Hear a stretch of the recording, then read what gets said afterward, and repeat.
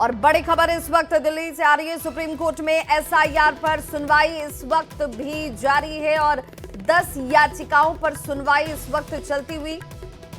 लेकिन बड़ी जानकारी है कि एसआईआर पूरी तरह संविधान के तहत है। सुप्रीम कोर्ट ने यह साफ कर दिया है। निर्वाचन आयोग के पास इसे लेकर तर्क है। तो बिहार में वोटर लिस्ट रिवीजन जारी रहेगा। ये बड़ी खबर इस वक्त सामने आती हुई। एसआईआर पर अगली सुनवाई 28 जुलाई को होगी।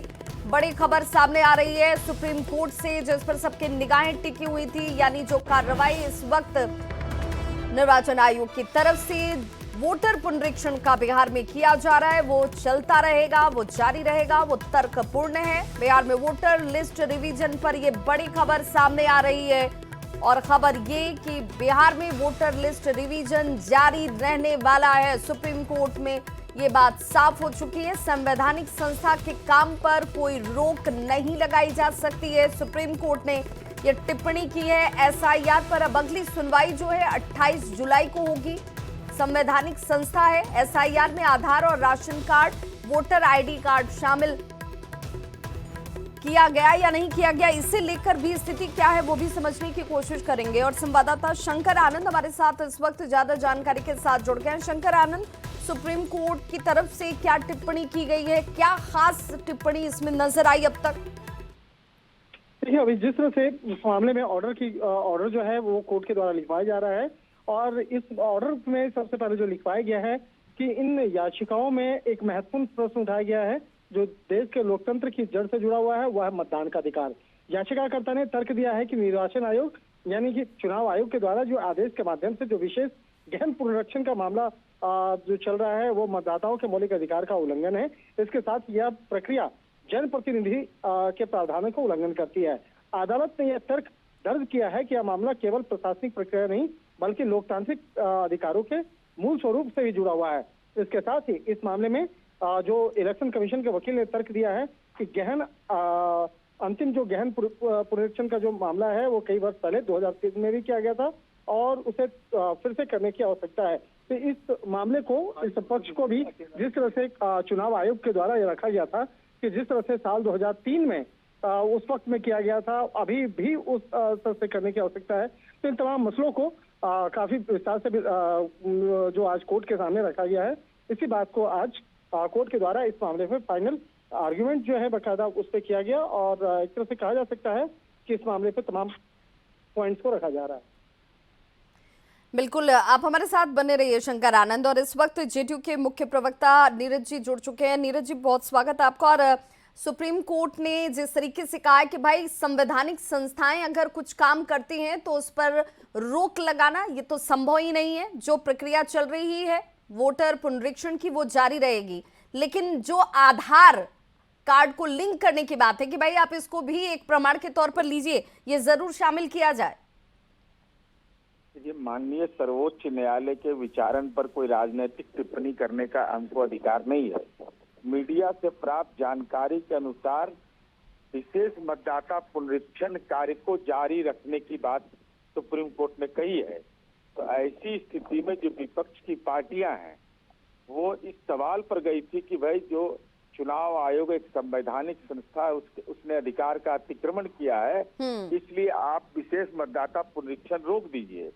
तो अगर माननीय सर्वोच्च न्यायालय ने कहा कि नहीं रुकेगा, अब उस संबंध में दिशा निर्देश 28 जुलाई को अगली तिथि है तो उस पर देगा। लेकिन महत्वपूर्ण सवाल है कि जिस ढंग से मतदाताओं को जागरूक करने के बदले, जैसे हमारी पार्टी ने पूरे बिहार में पंचायत और वार्ड में हम लोगों ने साइकिल यात्रा परसों किया, लेकिन इन लोगों ने कल बिहार बंद किया जो प्रदर्शन के रूप में था, बंदी तो हुआ नहीं। तो मतदाताओं को जागरूक करिए ना, महत्वपूर्ण दायित्व है। इस दायित्व का निर्वहन करने में असफल रहते हैं और समाज में दलित, अति पिछड़ा, अल्पसंख्यक का नामे लेना है, मौका मिलेगा तो जमीनें लिखवा लेना है उससे। तो ये लोग का यही चरित्र है और हम आम लोगों से अनुरोध करेंगे कि अपनी अपनी भूमिका में सक्रिय रहिए। आरजेडी प्रवक्ता मृत्युंजय जी भी हमारे साथ जुड़ गए। मृत्युंजय जी, आपका भी बहुत स्वागत। सुप्रीम कोर्ट ने तो अब एक तरीके से ये कह दिया है कि जो कार्य निर्वाचन आयोग की तरफ से कराया जा रहा है वोटर पुनरीक्षण का, वो तो जायज है, उसे आप किसी तरीके से रोक नहीं सकते हैं। लेकिन जो आपकी मांग थी कि भाई प्रक्रिया में शामिल कर दिया जाए आधार को, राशन को, उसे भी कोर्ट ने माना है कि हाँ ये होना चाहिए, तो अब तो सब कुछ ठीक है। देखिए, हमारी पार्टी ने, हमारे नेता ने, हम लोगों ने ये तो कभी नहीं कहा कि वोटर रिवीजन का कार्य नहीं होना चाहिए। हमने कहा समय जितना कम है, श्री तेजस्वी यादव जी ने बार बार कहा इतने कम समय में ये संभव नहीं है। और आधार कार्ड, राशन कार्ड, मनरेगा का, ये सब चीजों को जिस तरह हटाया गया था, ये जोड़ने की मांग हो रही थी। हमारा स्पष्ट मानना है कि जिस तरह से चुनाव आयोग जल्दबाजी में, हड़बड़ी में ये फॉर्म भरवाने का काम करवा रही, अब इसको लेकर के जो कागजात मांगे जा रहे थे, करीब बहुत ज्यादातर आबादी वालों के पास ये कागजात उपलब्ध नहीं थे। 90% लोग बिहार में आधार कार्ड रखते हैं, तो आधार कार्ड को जोड़ने से सहूलियत होती, ये बात हम लोग लगातार कह रहे थे। अब तो इसको शामिल करने की बात सुप्रीम कोर्ट ने कह दी है, तो अब तो विरोध की कोई पॉइंट बचा नहीं, कोई बिंदु बची नहीं।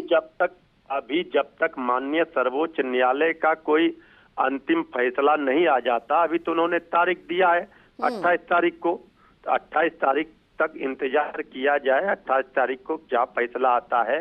आज भी हमारी जो मांगे थी, वो मांगे, हम गरीबों के वोट के अधिकार को कोई छीनने का प्रयास कर रहा है, कोई वोट, किसी को वोट से वंचित रखना चाह रहा है, तो ये नहीं हो सकता। ये गरीबों, दलितों, वंचितों, नौजवानों, किसानों, मजदूरों के वोट के अधिकार का सवाल है। ये किसी को अगर इससे वंचित रखा जाएगा तो इसकी लड़ाई सड़क से अदालत तक लड़ी जाएगी, वो लड़ी जा रही है। हम अपनी मांग तो रख ही सकते हैं। माननीय न्यायालय ने अभी अंतिम रूप से कोई फैसला नहीं सुनाया है। उन्होंने, जो हम देख रहे हैं मीडिया के माध्यम से, माननीय सर्वोच्च न्यायालय के न्यायाधीश ने भी कई सवाल चुनाव आयोग से किए हैं, जो सवाल श्री तेजस्वी जी भी उठा रहे थे। यही सवाल तो उठाया जा रहा था कि आखिर आपने क्यों आधार कार्ड को हटा दिया, मनरेगा के कार्ड को और राशन कार्ड को। ये सारी चीजों को लेकर जो आपत्ति थी, अगर वो आपत्ति का समाधान, उस पर विचार चुनाव आयोग वही मैं कह रही हूँ मृत्युंजय जी, अगर इसमें आधार को शामिल कर लिया जाता है, वोटर आईडी कार्ड को शामिल कर लिया जाता है, राशन कार्ड को शामिल कर लिया जाता है, तब तो सब ठीक है। अभी तो चुनाव आयोग ने जो फरमान जारी किए थे, वो खुद ही कंफ्यूजन से भरा था। रोज रोज नियम बदले जा रहे हैं। और दूसरा है, इतना जटिल प्रक्रिया को सरल किया जाए, ये बात तो श्री तेजस्वी जी कह रहे थे। तो अब देखा जाए आगे क्या चुनाव आयोग करती है, फिर क्या गाइडलाइन देती है, क्या माननीय सर्वोच्च न्यायालय में 28 तारीख को होता है, इसका इंतजार किया जाए। इसके बाद ही इस पर कोई प्रतिक्रिया उचित होगा।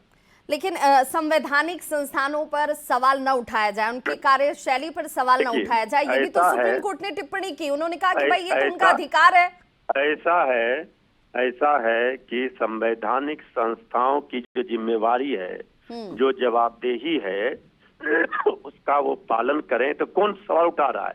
हम लोग तो संविधान को मानने वाले, लोकतंत्र को मानने वाले, लेकिन लोकतंत्र की जननी में अगर माताधिकार का प्रयोग करने से लोग वंचित हो जाएंगे। सीबीआई, ईडी, चुनाव आयोग, इसे लेकर सवाल तो बार बार विपक्ष खड़े कर रहा है। इसके तो प्रमाण दिए जाते हैं ना, क्यों सवाल उठ रहे हैं। अगर सवाल उठ रहे हैं तो क्यों उठ रहे हैं। चुनाव आयोग अगर सफाई देती और संतुष्ट कर देती जो सवाल उठाए जा रहे थे, तो कोई समस्या नहीं था। इसके पहले भी चुनाव हुए थे। लेकिन सवाल अगर किसी पर उठते हैं तो कोई न कोई कारण है, यूं ही नहीं उठते हैं। तो अब विपक्ष संतुष्ट हो गया कि नहीं भाई, जो हो रहा है वो ठीक हो रहा है और जो खामी थी उसे दुरुस्त किया जा रहा है। हमने कहा कि 28 तारीख को अगली तिथि है, इंतजार किया जाए। वोटर लिस्ट रिवीजन किया जाना, ये तो जेन्युइन है ना, ये तो ठीक है ना। हमने तो कहा कि रिवीजन के नाम पर किसी को आपत्ति नहीं है, लेकिन जो कम समय दिया गया इस पर आपत्ति था। क्योंकि आप भी जानते हैं, बहुत लोग बाहर रहते हैं, बाढ़ प्रभावित क्षेत्र होते हैं। अब नागरिकता किसी को देने का अधिकार तो माननीय क्या कहता है, चुनाव आयोग को तो नहीं है, ये तो गृह मंत्रालय को है। तो ये जिस तरह के कागजात मांग रहे थे, जो जटिल प्रक्रिया अपनाई गई थी, उससे तो हमारे गरीब लोगों के वोटों के अधिकार को ही छीनने का प्रयास था। अब इसमें चुनाव आयोग फिर अभी समय है 18 दिन का, अब क्या और अपने नियम में बदलाव करते हैं, क्या करता है, क्या होता है 28 तारीख को फिर सुनवाई के दौरान क्या